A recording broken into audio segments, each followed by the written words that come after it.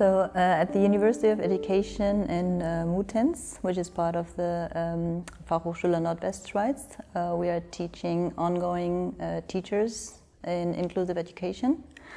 And we have three different focus points: inclusion and society, inclusion and cooperation between teachers and special needs education teachers, and also inclusive teaching at schools.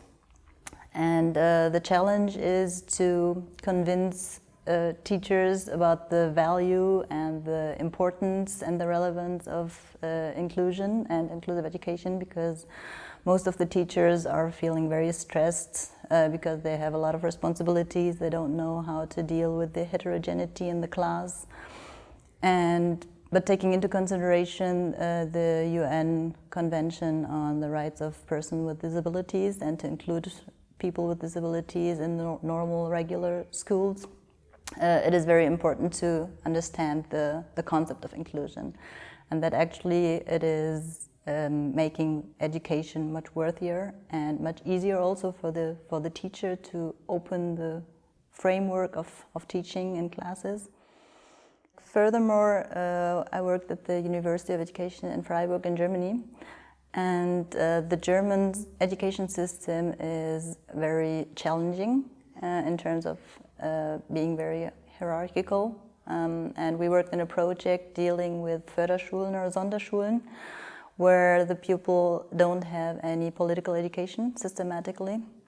And what we did was to develop school curricula for these Sonderschüler in terms of enhancing social skills and human rights education.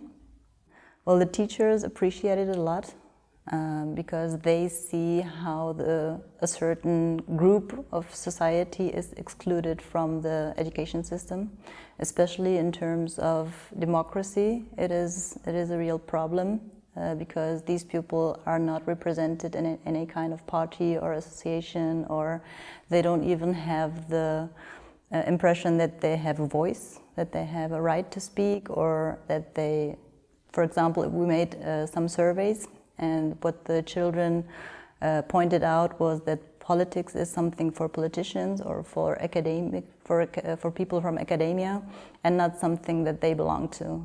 And this is really a big issue in terms of democracy and democratic education.